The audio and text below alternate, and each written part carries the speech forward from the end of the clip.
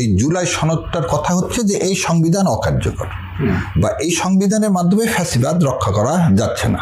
তার চেয়ে বড় কথা এই সংবিধানের মধ্যেই এই সংবিধান যে ফলো করবে সেই ফ্যাসিস্ট হয়ে উঠবে। তাহলে এই সংবিধানের তাহলে মূল সমস্যাটা কোথায়? যে সংবিধান ফলো করলে আপনি ফ্যাসিস্ট হয়ে যাবেন, এই সংবিধান ফলো করলে আপনাকে ভারতীয় আধিপত্য স্বীকার করে নিতে হবে। এইটাই বলতেছি। এই জন্য বলতেছি, এই দেখেন এই সংবিধান পাশ হলো, অ্যাডপ্ট হলো 4 নভেম্বর, পাশ হলো 16 ডিসেম্বর। এই সংবিধান আলোকে 1973 সালে প্রথম একটা পার্লামেন্ট ইলেকশন হলো। সেই ইলেকশনে বলা ছিল কি পার্লামেন্ট ফর্ম অফ গভর্নমেন্ট হবে, তাই তো? 73 সালে যে প্রথম ইলেকশন হলো সেই ইলেকশনে ব্যাপক ভোট কারচুপি। ব্যাপক ভোট কারচুপি কীরকম? আজকে রাশেদ খান মেননটা কীভাবে আওয়ামী লীগকে সমর্থন করে জানি না, রাশেদ খান মেনন জয়লাভ করছে ভোটে, তাকে অপোজিশন যে আওয়ামী লীগের সে কংগ্রাচুলেশন করছে, করার পর রাশেদ খান মেনন ঢাকা এসে শোনে যে সে হেরে গেছে।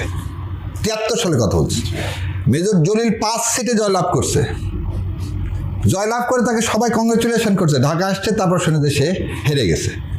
আজকে যে ঘটনাটা এই 26 সালে ঘটলো, যে মানুষ দেখলো যে সে জিতে গেছে, ঘরে চলে গেছে, তারপর শুনে সে হেরে গেছে। তারপর আপনি খালি তাই দেখতেছেন। ওই সময় খন্দকার মোস্তাককে জয়লাভ করানোর জন্য ব্যালট পেপার হেলিকপ্টারে করে কুমিল্লা থেকে ঢাকা নিয়ে আসা হয়েছিল। তাহলে প্রথম কথা, এই সংবিধানের আলোকে প্রথম যে ভোট, সে ভোটটা ব্যাপক কারচুপির ভোট। আচ্ছা, দ্বিতীয় কথা, তাহলে ভোটের মাধ্যমে সংবিধানটা কি? সংবিধান হচ্ছে রাষ্ট্রের সাথে জনগণের একটা চুক্তি। জনগণ কিভাবে রাষ্ট্র পরিচালনা করতে চায় সেই চুক্তি। তাহলে রাষ্ট্র বলল যে পার্লামেন্ট ফর্ম অফ গভর্নমেন্ট, প্রধানমন্ত্রী শাসিত সরকার ব্যবস্থায় রাষ্ট্র চলবে। এই সংবিধান সিরাজ শিকদার হত্যাকে প্রতিরোধ করতে পারছে। এই সংবিধানে 3য় অধ্যায় আছে মানবাধিকার, এবং কি বলা আছে, এই 26 থেকে 44 পর্যন্ত আপনি দেখবেন যে মানবাধিকারের কথা বলা আছে। সেই মানবাধিকারে আপনি একটা মানুষকে রাষ্ট্র তুলে নিয়ে গিয়ে হত্যা করলেন, এবং প্রধানমন্ত্রী সংসদে বলল কোথায় সিরাজ শিকদার। তাহলে এই সংবিধানের মধ্যে প্রধানমন্ত্রী যেটাই বলবে সেটাকে চ্যালেঞ্জ করার কোনো কিছু নাই। তাহলে প্রধানমন্ত্রী চাইলে যে কাউকে তাহলে হত্যা করতে পারে, সেই লাইসেন্স তাহলে এই সংবিধান দিল। জাসদের 30,000 কর্মীকে হত্যা করা হলো, এই সংবিধান। সে হত্যাকে লেজিটিমাইজ করলো কে? এই সংবিধান। সেই হত্যার বিচার করতে পারছেন? পারেননি। কেন বিচারে? কারণ এই সংবিধান আপনাকে দিচ্ছে কি, রাষ্ট্রপতি যে দল ক্ষমতায় থাকবে সে তার পছন্দ মতো জাজেস অ্যাপয়েন্ট করতে পারবে হাইকোর্টে। তাহলে হাইকোর্টে যদি জাজ অ্যাপয়েন্টেড করেন, তার কিয়াটা পাইলেন কি, যে জাজেসরা বলতেছে আমরা শপথবদ্ধ রাজনীতিবিদ। কেন শপথবদ্ধ রাজনীতিবিদ?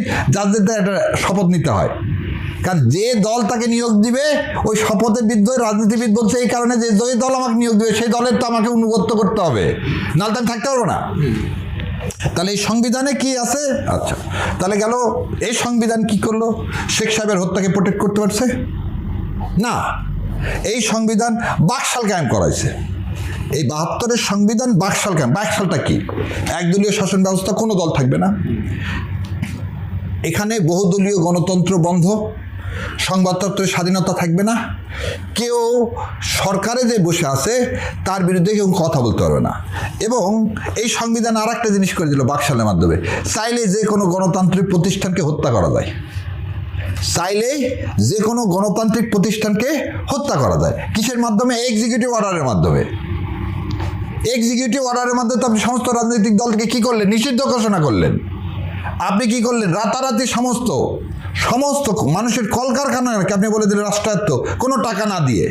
মানে আপনার সম্পদ আছে, সেটা কালকে আমি বলে দিলাম এটা আপনার না আমার, এটা আপনার না আমার। সেটা কি করছে? এই সংবিধানই তো। আমি আপনার মাধ্যমে সারা দেশের কাছে চ্যালেঞ্জ দিতে পারি, কেউ যদি দেখাতে পারে 72 থেকে আজ পর্যন্ত এই সংবিধানের কোনো ভালো একটা কাজ হয়েছে এই সংবিধান অনুসারে, তাহলে আমি বলে দিচ্ছি, শেষ করি। এই সংবিধানের আলোকে শেখ সাহেব মারা যাওয়ার পরে খন্দকার মোস্তাক কি হলেন? রাষ্ট্রপতি হলেন বিনা নির্বাচনে, সংবিধান থাকা অবস্থায় জরুরি অবস্থা ঘোষণা করলেন। এই সংবিধানের আন্ডারে জরুরি অবস্থা ঘোষণারও বিধান তো এই সংবিধানের মধ্যে আছে। এই সংবিধানে প্রথম মার্শাল ল আসলো কে? CML জিয়াউর রহমান সাহেব আসলেন। এই সংবিধানের আলোকে কি হলো? 1977 সালে গণভোট হলো। এই সংবিধানের আলোকে 1979 সালে কি হলো, পার্লামেন্ট ইলেকশন হলো, যেটা ব্যাপক কারচুপির ইলেকশন। এই কনস্টিটিউশন জিয়া রহমানের হত্যাকে প্রতিরোধ করতে পারলো? এই সংবিধান মঞ্জুর মতন যারা মুক্তিযোদ্ধারা ছিল সেই সব সমস্ত মুক্তিযোদ্ধা হত্যা করতে পারছে, রক্ষা করতে পারছে, প্রতিরোধ করতে পারছে? পারেনি। এই সংবিধান এরশাদ সাহেবকে ক্ষমতায় আসা বন্ধ করতে পারছে? পারেনি। এই সংবিধান সাত্তার সাহেবের হাত থেকে জোর করে ক্ষমতা নেওয়া বন্ধ করতে পারছে? পারেনি। এই সংবিধান নূর হোসেনকে জীবিত রাখতে পারছে? পারেনি। এই সংবিধান ডক্টর মিলনকে কি করতে পারছে? জীবিত রাখতে পারছে? পারেনি। তাহলে এই সংবিধানে আপনি একটা ফ্রি ফেয়ার ইলেকশন, 86 সালে ইলেকশন কিসে, 88 সালে ইলেকশন কিসে, সবাই দেখেন 79, 86, 88 প্রতিটা ইলেকশন কারচুপির ইলেকশন 73 সাল থেকে। সেই জন্য আপনি কি করলেন যে না, এই সংবিধান দিয়ে কি হবে না, কারচুপি মুক্ত নির্বাচন করা সম্ভব নয়, জনগণের শাসন প্রতিষ্ঠা সম্ভব নয়। সেজন্য আপনি করলেন কি, 1991 সালে ইন্টারিম গভর্নমেন্টের আন্ডারে প্রথম বাংলাদেশে একটা নির্বাচনের ব্যবস্থা করলেন, যে নির্বাচনে বিএনপি আসলেন। বিএনপি এসে কিন্তু সেই তত্ত্বাবধায়ক ব্যবস্থাকে ভুলে গেলেন, অস্বীকার করলেন, করে 12 ফেব্রুয়ারি এসে নির্বাচন করলেন, একক নির্বাচন। তাহলে এই সংবিধান 12 ফেব্রুয়ারির ইলেকশনকে বন্ধ করতে পারেনি। যখন তত্ত্বাবধায়ক বিল এই সংবিধানে আসলো, তারপরে আপনি কি করছেন, আপনি 96 সালের পর 2002 সালে ইলেকশন হলো। সেই ইলেকশনে আবার বলে দিচ্ছি, সেই ইলেকশনে দেখেন এই কনস্টিটিউশনে আপনি গঙ্গা চুক্তি করছেন, আজকে যান পদ্মাতে যান, পদ্মা শুকায় গেছে। তাহলে মানে এই সংবিধান আপনার নদীকে রক্ষা করতে পারেনি। এই সংবিধান আপনি যেমন ইচ্ছা তেমন দলীয়করণ করা, দুর্নীতি দমন কমিশন থেকে শুরু করে, সেক্রেটারিয়েট থেকে শুরু করে, প্রশাসন থেকে শুরু করে, আপনি মাগুরা বাই ইলেকশন কার আন্ডারে হয়েছে? এই সংবিধানের আন্ডারে। তাহলে নির্বাচন ব্যবস্থা থেকে শুরু করে রাষ্ট্রের পুলিশ এই সংবিধানের আন্ডারে চললে পুলিশ কত স্বাধীনভাবে চলতে পারবে? এই সংবিধানের আন্ডারে চললে জাজেসরা তাদের, এই যে জাজেসদের এখন অ্যাপয়েন্টমেন্ট দেওয়া হয়েছে, কত সুন্দর অ্যাপয়েন্টমেন্ট, সে অ্যাপয়েন্টমেন্ট ব্যবস্থা কি এই সংবিধানের মধ্যে আছে? নাই। এবং এই যে বিচারপতি নিয়োগ, আজকে আপনি একটা জিনিস খেয়াল করেন, এই 24-এর অভ্যুত্থানের পরে আমরা মনে হয় বাংলাদেশের ইতিহাসে এত ভালো জাজেস, প্রধান বিচারপতি এর আগে পাইনি। যে প্রধান বিচারপতি পাইছি সেটা কি এই সংবিধানের মধ্যে সম্ভব ছিল না। তার মানেটা কি, যে এই সংবিধানের কোনো ভালো জিনিস নাই। যারা বিচারপতি আপনি বলেন যে এটাকে পাওয়া যায় না, কিভাবে আমরা বুঝবো যে আসলে এটা ভালো ছিলেন? এবং আগে যারা, এই যে বললাম যে নিয়োগ হচ্ছে কি, দলীয় নিয়োগ যখন দিচ্ছেন আপনি, তখন কি হচ্ছে, জুডিশিয়াল কিলিং হলো। আমি তো ওই পর্যন্ত আসতেই পারিনি এখন। আপনি যে বললেন জাজ সাহেবদের মেয়াদ আপনি বাড়ায় দিতে চাইলেন 2 বছর, দিয়ে করতেছেন কি, পছন্দের লোককে আপনি যাতে কি তত্ত্বাবধায়ক সরকার করতে পারেন, এই জন্যে। সেজন্য তো জাতি 17 বছর কি করলেন, 17 বছর মাসুল দিলেন। এই কনস্টিটিউয়েন্ট তো খায়রুল হক সাহেবকে কি করছে, প্রধান বিচারপতি বানাইছে এই সংবিধান। কারণ 4 জনকে ডিঙায় দিয়ে আপনি তাকে প্রধান বিচারপতি বানালেন। কনস্টিটিউশন তো সেই বিধান আছে যে যাকে ইচ্ছা তাকে আমি প্রধান বিচারপতি বানাতে পারি। কে রাষ্ট্রপতি বানাতে পারে? এখানে কি ওই বাহিনী খায়রুল হক সাহেব এসে কি করলেন, এই কনস্টিটিউশনের মধ্যে যা যা দরকার এটাকে আওয়ামী লীগের পলিটিক্যাল কি বানায় দিলেন, এজেন্ডা বানায় দিলেন। এবং আপনি জুডিশিয়াল কিলিং করলেন, বাংলাদেশে জুডিশিয়াল কিলিং করলেন। তা আপনার সেই বিচার ব্যবস্থা নির্ভীতে কাঁদে। তার মানে কি এই সংবিধান থাকলে আবার একই জিনিস হবে? একই জিনিস হচ্ছে, সংবিধানের দোয়া আজকে কেন দেওয়া হচ্ছে? তার মানে কি 72-এর সংবিধানকে আসলে পুরোটাই পরিবর্তন করা উচিত? এটা পুরোটাই ভুলে এই 72-এর সংবিধান ইন্ডিয়ার স্বার্থে করা হয়েছে। এই 72-এর সংবিধান বাংলাদেশকে অঙ্গরাজ্যে পরিণত করছে। এই 72-এর সংবিধান বাংলাদেশের স্বাধীনতা সার্বভৌমত্ব ছিনিয়ে নিছে। এই 72-এর সংবিধান একটা করদ রাজ্যের সংবিধান। এই সংবিধান দিয়ে কোনোদিন স্বাধীনতা সার্বভৌমত্ব কোনোদিন রক্ষা হবে না। এই সংবিধানের আলোকে আপনি কোনোদিন এদেশে ইনস্টিটিউশন বিল্ড আপ করতে পারেন। যেমন আপনাকে বলি, নির্বাচন কমিশন, চিফ ইলেকশন কমিশন, আপনি যাকে ইচ্ছা তাকে দেন। কাকে দেন? আপনি যে দল যখন ক্ষমতায় থাকবে তার লোককে দিচ্ছেন। আপনি দুর্নীতি দমন কমিশন চেয়ারম্যান, কাকে দিবেন? ওই দুর্নীতি দমন কমিশন যে দল, সে দল দিচ্ছেন। ওই জন্যে বেগম খালেদা জিয়াকে মিথ্যা মামলায়, একটা অফরেন্স মিথ্যা মামলায় তাকে কে দিয়ে দিলেন? আপনি জেল দিয়ে দিলেন। তাহলে আপনি এই কনস্টিটিউশন আন্ডারে তো, সালাউদ্দিন সাহেবকে শিলংয়ে থাকতে হলো। এই কনস্টিটিউশন তো প্রোটেক্ট করতে পারেনি সালাউদ্দিন সাহেবকে। এই কনস্টিটিউশন কি প্রোটেক্ট করতে পারছে একটা সাক্ষীর হাজির হওয়া আদালতে সুখরঞ্জন বালিকে? না। এই কনস্টিটিউশনকে আয়নাঘর বন্ধ করতে পারছে না, এই কনস্টিটিউশনকে ইলিয়াস আলীর মতো লোককে গুম খুমতে রক্ষা করতে পারছে না। এটা কি আসলে সংবিধানের দোষ নাকি আমাদের মানে অপব্যবহার বা ক্ষমতার অপব্যবহার বা যারা সরকারের আমলে থাকে তাদের দোষ? এইখানে হচ্ছে জাতিকে বুঝতে হবে ক্ষমতার অপব্যবহার না। আমি একটা রিড করতে পারি, যেমন আপনাকে একটা উদাহরণ দিই। দেলোয়ারকে যখন রাষ্ট্র কি করে রাখলো, লুকায় রাখলো, তখন আমি তাকে হেভিয়াস কর্পাস করলাম যে আদালতের সামনে প্রডিউস করা হোক, কারণ এখানে সেই বিধানটা আছে। কিন্তু এখন যদি ওই জজ সাহেব যদি চিন্তা করে যে আমি আজকে অমুকের বিরুদ্ধে একটা যদি দিই, কি দিই, জাজমেন্ট দিই, তাহলে তো আমি এখানে আমার চেয়ারে বসে থাকতে পারবো না।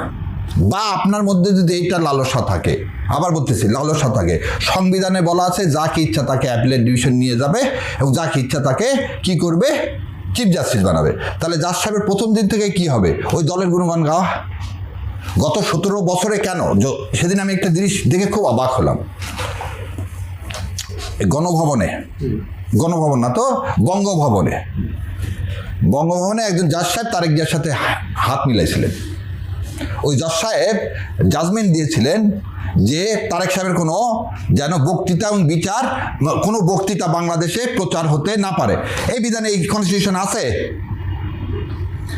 তার মানেটা কি না, এখানে বল বাক স্বাধীনতার কথা বলছেন, এবার বাক স্বাধীনতা আবার বলছেন কি, ওইখানে আবার ইন্ডিয়া প্যাস মেরে দিছে যে সরকার চাইলে তোমার বাক স্বাধীনতা কেড়ে নিতে পারে। বাক স্বাধীনতার কথা যেটা বলা আছে, এই যে বলেন যে কেন বলি আমি সবসময় এটা ইন্ডিয়ার কথা, ইন্ডিয়ার বিরুদ্ধে আপনি কথা বলতে গেলে আপনি কথা বলতে পারবেন না। সেই বাক স্বাধীনতাই যে বলছে রাষ্ট্রের নিরাপত্তা বিদেশি রাষ্ট্রের সঙ্গে সহিত বন্ধুত্বপূর্ণ সম্পর্ক।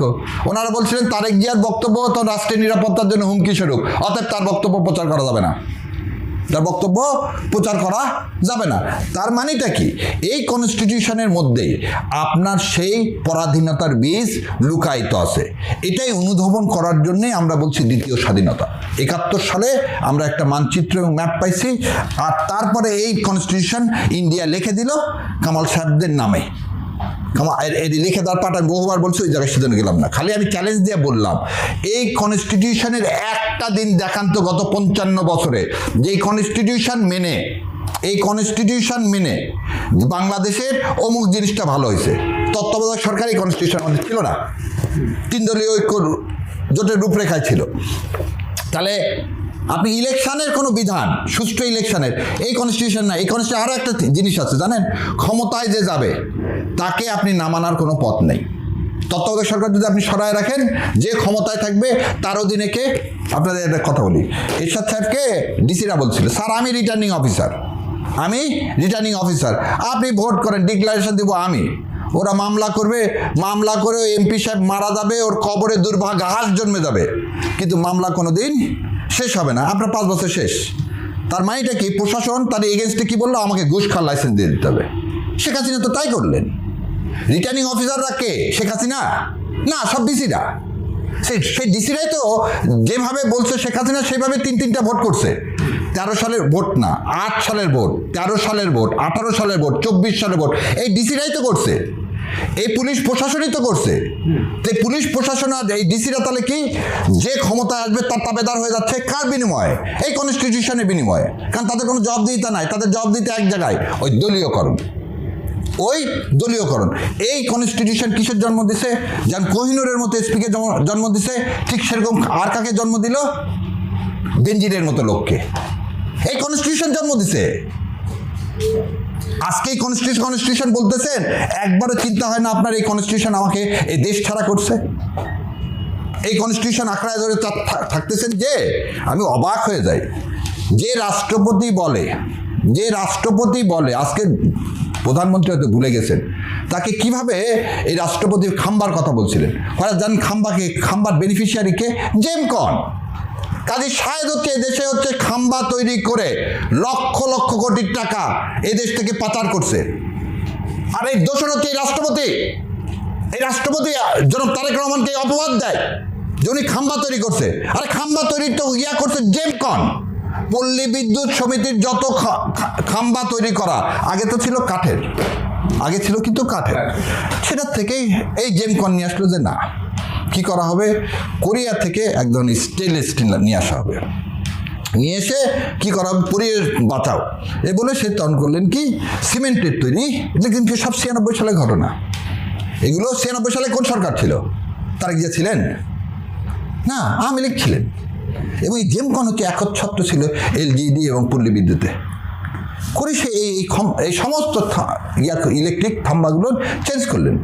আর এই প্রেসিডেন্ট নির্লজ্জভাবে সেটা কি করলেন, পাবনাতে বলে দিলেন যে খাম্বা হচ্ছে জনাব তারেক রহমান। আজকে আমি অবাক হয়ে যাই। হ্যাঁ, একদিক থেকে আমার কাছে ভালো লাগে, উনি সহানুভূতি দেখাচ্ছেন। তার মা বলে গেছে, আর কাউকে বিশ্বাস করো, আওয়ামী লীগকে বিশ্বাস করো না। আর আমি বলে গেছি, আর কাউকে বন্ধু ভাবেন যদি আপনি ভারতকে বন্ধু ভাবেন, এর চেয়ে আর বিপদ কিছু নেই। তাহলে মানে এই সংবিধানের যে আপনাদের যে পরিবর্তন এবং গণভোট সংবিধানের যে সংশোধনী যে আপনারা চাচ্ছেন, তাহলে এটাতে বিএনপির তাহলে উদ্দেশ্যটা কীরকম? উদ্দেশ্যটা কি এখন বুঝতে হবে যে জুলাই সনদে কি চাইছি। জুলাই সনদে আমরা কি চাইছি? জুলাই সনদে প্রথম চাইছি যে একটা সংস্কারটা কিসের? জুডিশিয়ারিতে ধরে না, একটা জুডিশিয়ারি, যেহেতু আমি আইনের মানুষ বলে দিচ্ছি, জুডিশিয়ারিতে কি চাইছি যে জাজ নিয়োগ হবে, অ্যাডভার্টাইজমেন্ট হবে, তাদের সাক্ষাৎকার হবে, লিখিত পরীক্ষা হবে, এবং চিফ জাস্টিস এবং অ্যাটর্নি জেনারেল সহ যে কমিটি থাকবে সেই কমিটি কি নির্বাচিত করে রাষ্ট্রপতির কাছে পাঠাবে, রাষ্ট্রপতি তাকে কি করবে, অ্যাপ্রুভ করবে। তাহলে কিন্তু আপনি দলীয় লোককে কিন্তু আপনি সরাসরি বসাতে পারছেন না। আপনি এটাতে এগ্রি করলেন, সাইন করলেন, করে বলতেছেন কি না এই অধ্যাদেশ এখন অ্যাপ্লাই করবো না। কি কারণে? একটাই কারণ, যে আপনি দলীয় ধামাদার জাজ তৈরি করতে পারবেন না। আসেন এবার attorney general office. Attorney general অফিসে বলা আছে এই জুলাই সনদে একটা অ্যাটর্নি জেনারেল অফিস হবে যেটা স্বাধীন, যেখানে পার্মানেন্ট ল অফিসার পরীক্ষার মাধ্যমে বিসিএস এর মতো নেওয়া হবে। আজকে কি করা হবে জানেন? ওটাও বলতেছে ওটাও করা হবে না। কেন? তাদের দলীয় লোককে পুনর্বাসন করবো কীভাবে? তাহলে আপনি দেখালাম বিচার বিভাগ। এবার আসেন পুলিশ কমিশন করা হয়েছে। কি পুলিশ তার পদোন্নতির জন্যে থেকে সব কিছুর জন্য সরকারের উপর দায়বদ্ধ থাকবে না।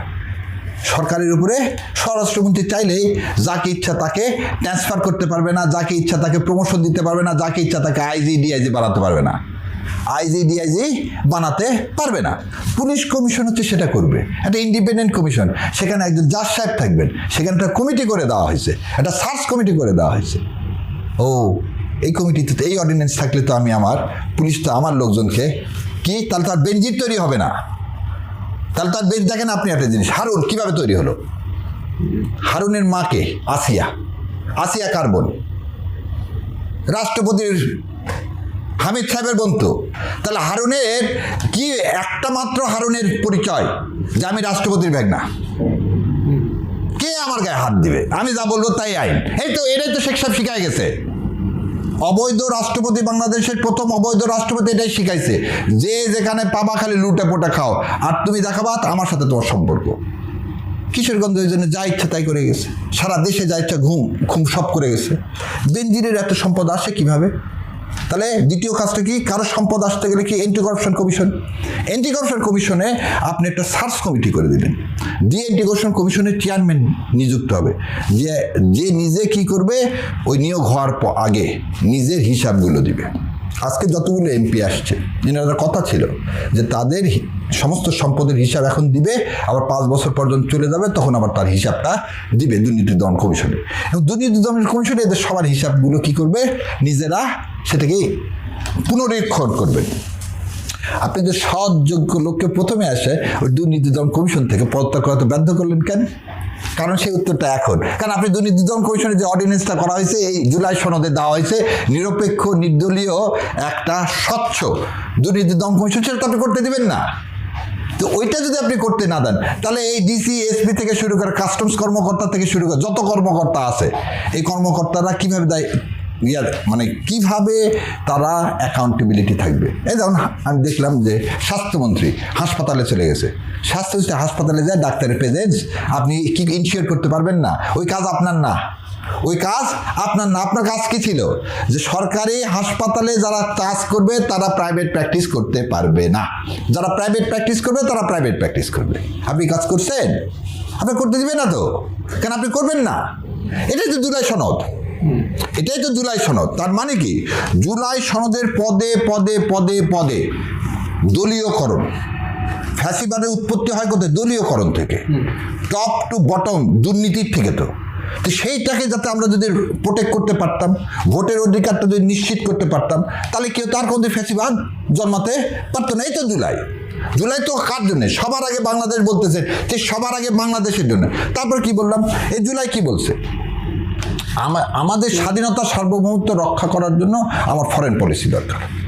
আমরা কি বললাম দেখেন, লালমনিরহাটে একটা এভিয়েশন ইন্ডাস্ট্রি করার কথা, মহেশখালীতে একটা ইপিজেড করার কথা, আর্মি ডিফেন্স ইপিজেড।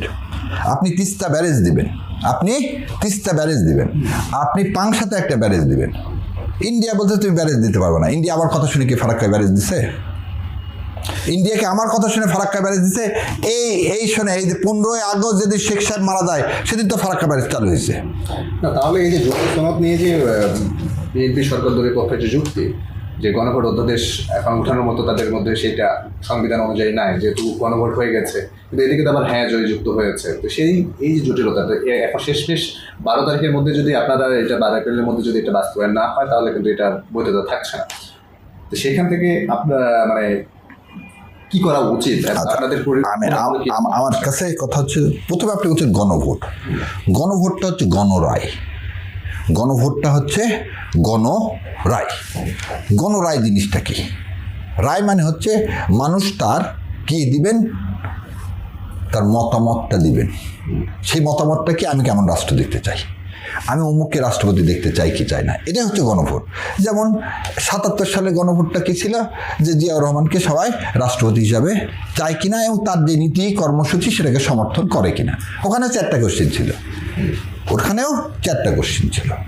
সেদিন কিন্তু কেউ কথা বলেননি, কারণ গণভোটে যে গণরায় দেওয়া হয়েছে, সেই গণরায়ের ভিত্তিতে মরহুম শহীদ রাষ্ট্রপতি জিয়াউর রহমান বাংলাদেশে বহুদলীয় গণতন্ত্র চালু করছে এবং কি করছে, একটা ইনক্লুসিভ রাজনীতির শুরু করছেন অনেক লিমিটেশনের পরও। সো আপনি যদি সেটাকে দেখেন, তাহলে আপনি সেই গণরায় নিছেন। আজকে আপনি কি বলতেছেন? এই সংবিধানের কথা বলতেছেন, যে সংবিধানের মধ্যে কি নাই, এই সংবিধানের মধ্যে গণভোট নাই, এ তো বলতেছেন আপনার কথা। এটা কত বড় মিথ্যা জানেন? 12 অ্যামেন্ডমেন্টে এই গণভোটের কথা বলা আছে, যেটা পঞ্চদশ সংশোধনীতে বাতিল করা হয়নি। কোথায় বাতিল করা হয়নি? পঞ্চদশ সংশোধনীতে। এবারে আসেন, আপনি আরো 2টা জিনিস দেখায় আপনার।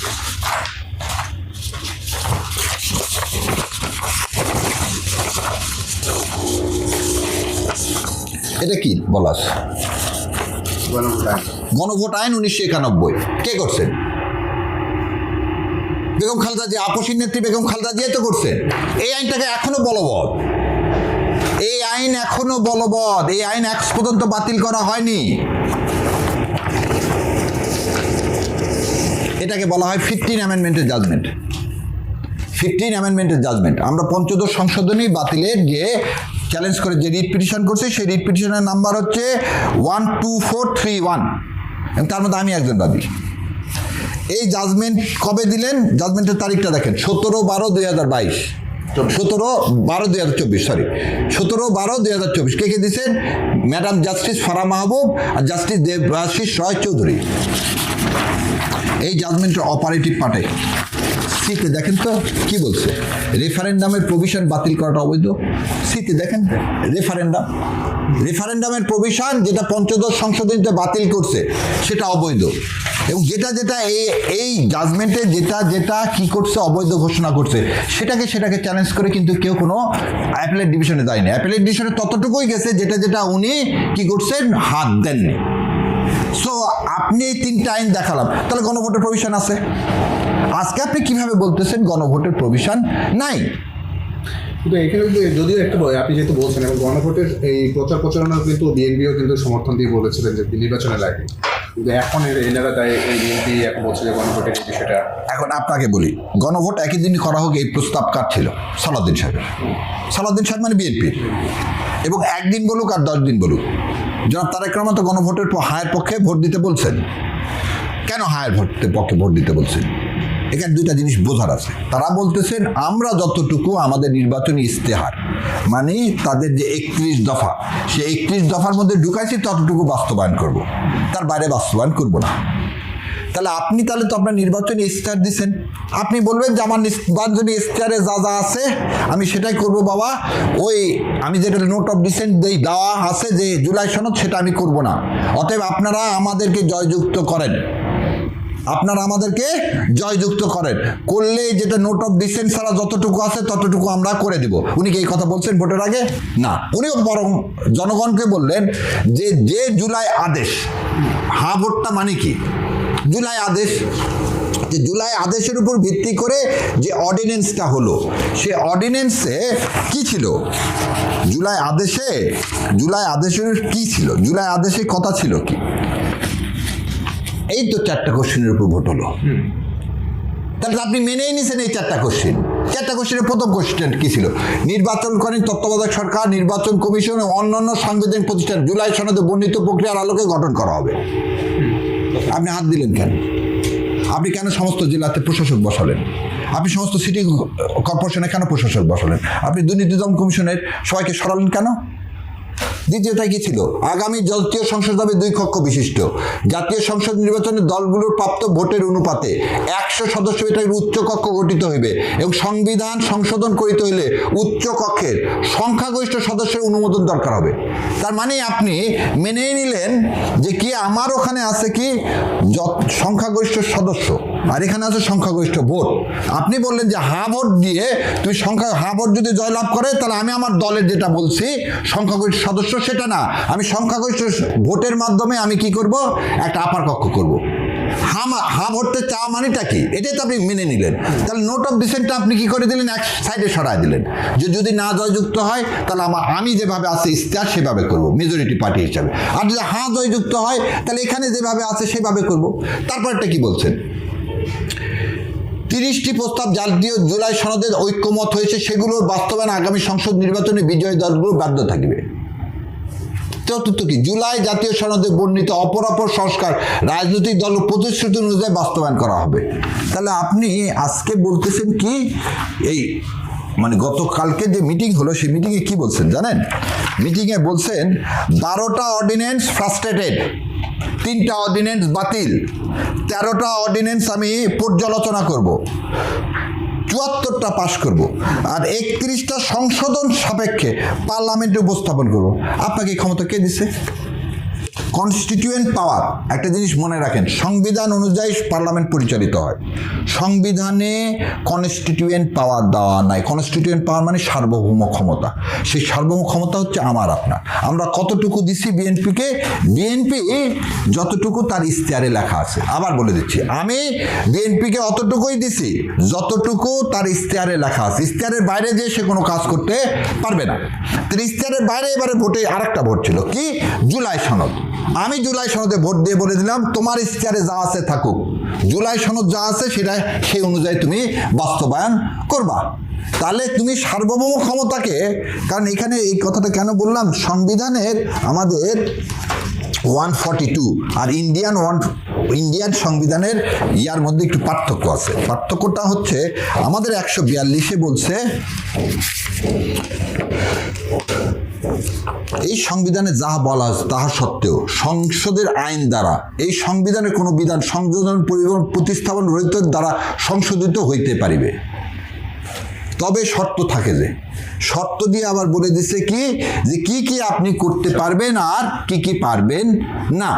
তার মানে পার্লামেন্ট চাইলেই, ওই যে ওনারা বলছেন পার্লামেন্ট সুপ্রিম, এই কনস্টিটিউশন বলছে পার্লামেন্ট সুপ্রিম না, পার্লামেন্ট চাইলে যা তা করতে পারবেন না। এই কারণে এরশাদ সাহেব যখন হাইকোর্টের বেঞ্চগুলোকে বিভিন্ন শহরে দিয়ে দিছিল, সেটা 8ম সংশোধনী মামলায় সুপ্রিম কোর্ট কি বলে দিল, যে এটা আপনি পারেন না, কারণ এটা হচ্ছে জনগণ আপনাকে ম্যান্ডেট দেয়নি।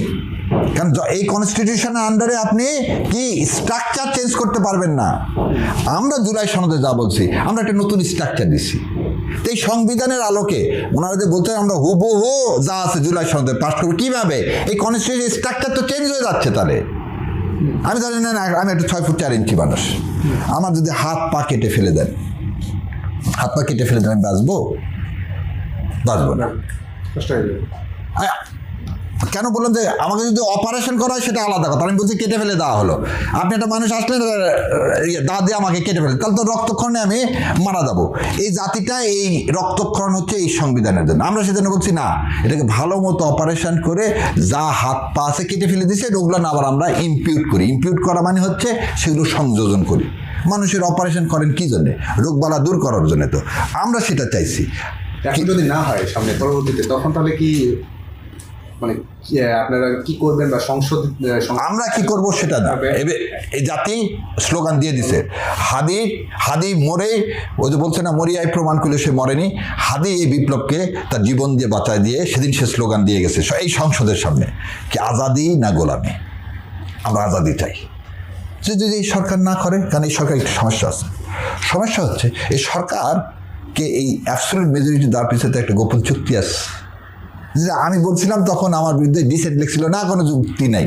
আজকে ওই দেখেন যে পশ্চিমবঙ্গের 2-3 জন মিডিয়ায় এসে বলে দিচ্ছে যে না, এই সরকারের সাথে গোপন চুক্তি আছে।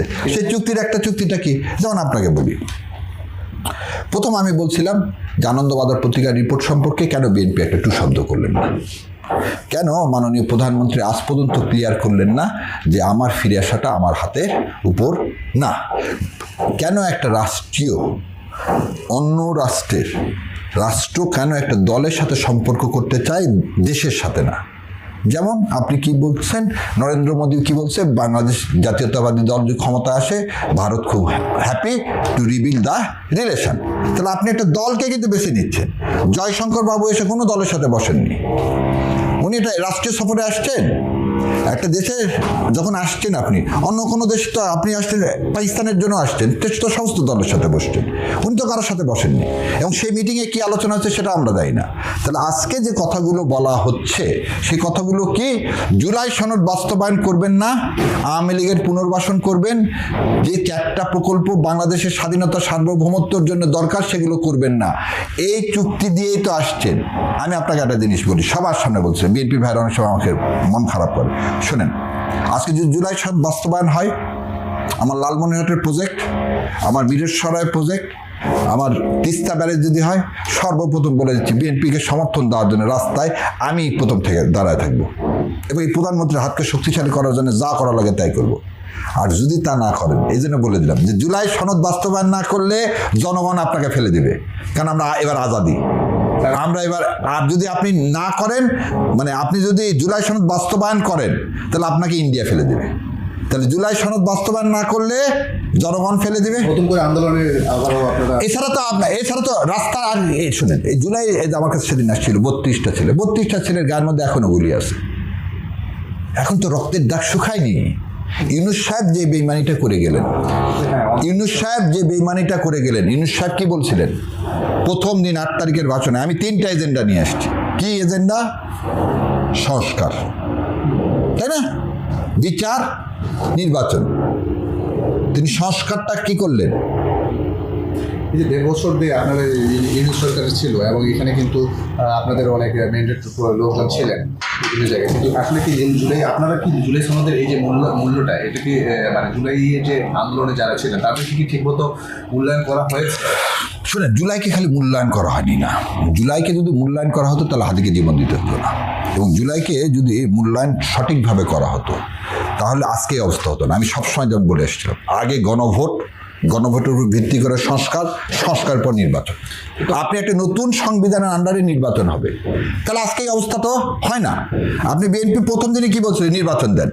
আরে এবারে এই দ্বিতীয় স্বাধীনতা তো শাসকের পরিবর্তনের জন্য না, আমরা এক হাসিনা সরাইকে আর একজনকে নিয়ে আসতে চাইছি।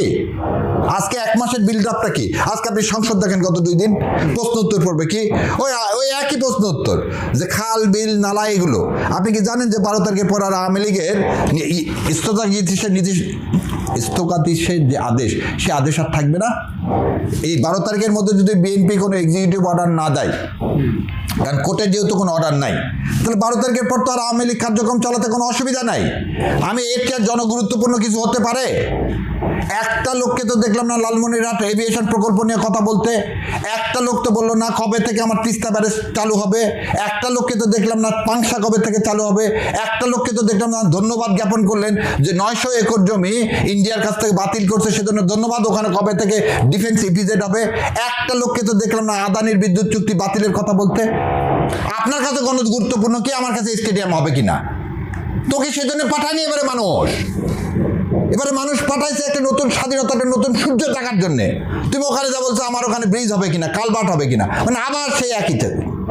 তার মানে কি বিএনপিকে ভর করে কি আওয়ামী লীগ কি আবার পুনর্জাগরণ? বিএনপিকে ভর করে না, আওয়ামী লীগ পুনর্বাসন করার দরকার নাই, কারণ বিএনপি আওয়ামী লীগ হয়ে গেছে। আওয়ামী লীগ হয়েছে কারণ এই বিএনপি কখনোই শহীদ রাষ্ট্রপতি জিয়াউর রহমানের এবং শহীদ মানে আপসহীন নেত্রী বেগম খালেদা জিয়া, আল্লাহ তাকে শহীদ মর্যাদা দান করুক, জান্নাতে ফেরদৌস নসিব করুক, সেই বিএনপি তো আর নাই। কেন আমি এই কথা একটু আগে তো আপনাকে উদাহরণ দিলাম। আপনাকে একটা প্রশ্ন করি, ধরে নেন এবার বিসিএস পরীক্ষায় প্রশ্ন আসলো যে সংবিধান অনুযায়ী স্বাধীনতার ঘোষককে, আপনি কি উত্তর দেবেন? এর চেয়ে মিথ্যার কিছু আছে? সংবিধানে তো এখনো পরিবর্তন। তাহলে এটা একটা মিথ্যার ডকুমেন্ট। আপনি মিথ্যার ডকুমেন্ট আটকে আছেন কার জন্য? এই একই ঘটনা কিন্তু আপনার নাটোরের যে ইউএনও স্বাধীনতা। হ্যাঁ, খালি তাই না, এবার আপনাকে বলি, আপনি বলছেন যে সংবিধান যা যা তাই অনুযায়ী চলবো। স্যারের কথা কি আছে? আপনি যে বিসমিল্লাহটা লাগাইছেন, আলহামদুলিল্লাহ আপনার বাবা লাগাইছে, আমরা ইসলামকে কি করতে চাই?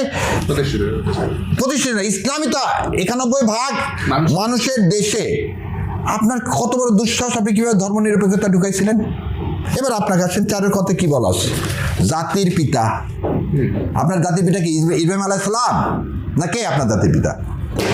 আপনার জাতির পিতা যদি আপনি বলেন শেখ মুজিবুর রহমান, আপনি কি করবেন? আপনি কি জানেন যে 72 সালে কোথাও জাতির পিতা ছিল না? এটা 75 সালে ফোর্থ অ্যামেন্ডমেন্ট করা হলো, তখন এই জাতির পিতা শব্দটা ঢুকালো। আর জাতির পিতা তো সেটা আওয়ামী লীগের হতে পারে, আমার না। আপনি কেন সব মানুষের উপর চাপাই দিলেন? তখন লেখা আছে যে তার ছবি পিছনে টানাতে হবে। আপনি টানাইছেন? আমি তো বললাম যে ভাইরে, এই সংবিধানের আর্টিকেল ধরে আমি চ্যালেঞ্জ দিতে পারি। আমি তো বললাম যে চ্যালেঞ্জ দিলাম একটা ভালো কাজ দেখাক। আমি আইনমন্ত্রীকে পর্যন্ত চ্যালেঞ্জ দিয়ে বলতে পারি যে এই 152টা আর্টিকেলের একটা আর্টিকেল দেখান, 153টা টোটাল আর্টিকেল, এই 153 আর্টিকেলের একটা দেখান তো ভারতীয় আধিপত্যবাদ থেকে বের হয়ে আসতে পারবেন। তাহলে যে আপনারা গণভোটের অধ্যাদেশ নিয়ে আপনারা বাংলাদেশ জামাতে ইসলামের পক্ষ থেকে যে নোটিশটা দেওয়া হয়েছে সংসদে, তো সেখানে কিন্তু 62 এবং 68 যে বিষয়টা তুলে ধরছেন স্বরাষ্ট্রমন্ত্রী সালাউদ্দিন। বুঝছি, আমি আপনার উত্তর দিয়ে দিই।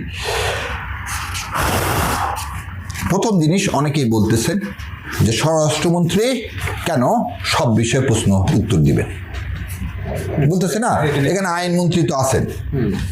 এই কথার সাথে আমি আবার একমত না, কারণ সংবিধান যে জানে, আইন যে জানে, সে উত্তর দিতে পারে। কারণ আমরা আগে দেখছি সুরঞ্জিত বাবুকে, আমরা আগে দেখছি সালাউদ্দিন কাদের চৌধুরীকে। কিন্তু কথা হলো সালাউদ্দিন কাদের চৌধুরী ছিল বাঘ, সালাউদ্দিন চৌধুরী ছিল সিংহ। সালাউদ্দিন কাদের চৌধুরী ছিল সিংহ। কেন আমি বললাম সিংহ? সে জ্ঞানপাপী ছিল না। জ্ঞানপাপী কাকে বলে? জ্ঞানপাপী হচ্ছে ইন্ডিয়ার বন্ধুরা, যারা জেনে শুনে মিসকোটেশন করবেন।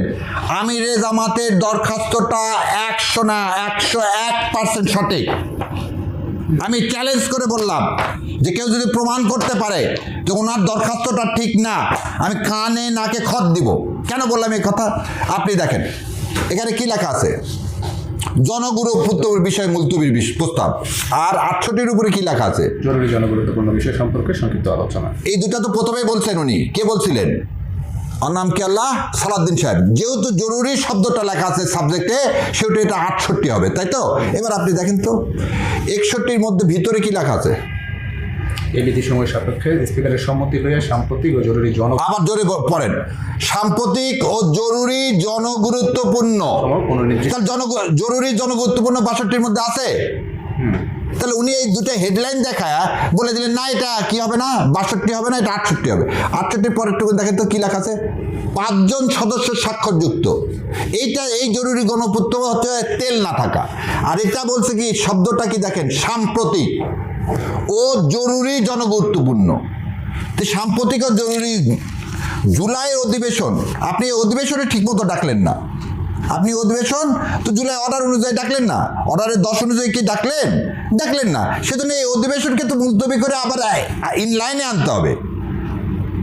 তাহলে এই যে দরখাস্তটা দিলেন, আবার তারপর উনি বলছে কি দেখেন, 63 কি বলছে, কি বলা আছে, প্রস্তাবটি এমন কোনো বিষয় সম্পর্কে হইবে না যাহার প্রতিকার কেবল আইন প্রণয়নের দ্বারা হইতে পারে। আমিরে জামাত যে নোটিশ নিয়ে আসছেন, সেই নোটিশের কি সংবিধান ডাকা ইন অ্যাকর্ডেন্স উইথ ল হয়নি। আমি কি জুলাই সনদ বলছি? আমি বলছি জুলাই সনদের বাস্তবায়ন না। আমি বলছি যেভাবে আপনি সংসদে ডাকছেন, আপনি আইন অমান্য করে ডাকছেন। আইন বলছে আপনাকে 2টা শপথ নিতে হবে, আপনি 2টা শপথ নিলেন না। তাহলে আপনি এখানে কি কোনো আইনের বিষয় আছে? আর আইন তো আপনি আগেই প্রণয়ন করছেন যে আমি 2টা শপথ নিব। আপনি গণভোট করছেন যে আইনের দ্বারা, যে জুলাই আদেশের দ্বারা আপনি গণভোট করলেন। আপনি 12ই আবার এখানে দেখেন আরো কত কথা আসছে। দেখেন আসিফ নজরুলকে কেন আমি বলি, শোনেন, he is a devil brain child. বলছিলাম যে ইলেকশন মেকানিজম না, একটা বিপ্লবকে ভণ্ডুল করার জন্যে আসিফ নজরুল এবং এই আমি তো প্রথম আলোর বিরুদ্ধে বলে খেপে যায়, এই ডেলি স্টার গংরা কত সূক্ষ্ম প্যাচ করছে। দেখেন যেদিন ইলেকশন ডাকা হয় একই দিনে 11 তারিখে, আমি দেখাচ্ছি আপনার, 11 তারিখে সে একই নোটিশের মধ্যে 2টা ইলেকশন ডাকতে পারতো। কি ইলেকশন 2টা ডাকতে পারতো? পার্লামেন্ট ইলেকশন, আবার কি ডাকতে পারতো? গণভোট। ও করছে কি 2টাকে আলাদা করছে। কে করছে? আইন উপদেষ্টা। কেন করছে জানেন? এখন এই কথাটা আসছে, আর গণভোট তো আলাদা আদেশের দ্বারা হয়েছে, তো 2টা ইলেকশন আলাদা। 11 তারিখে তুমি 2টা ইলেকশন ডাকলা, নির্বাচন কমিশন ডাকলা, তুমি 2টা করলা কেন? ওই জন্য বলছে ডেভিল, ওই দেশের সর্বনাশ করছে এবং ফাঁসি হওয়া উচিত। এই জুলাই যোদ্ধা যতগুলো ছেলে পেলে জীবন দিচ্ছে, এই জীবনের সাথে রক্তের সাথে বেইমানি করছে আসিফ নজরুল আর এই ডেইলি স্টার গং।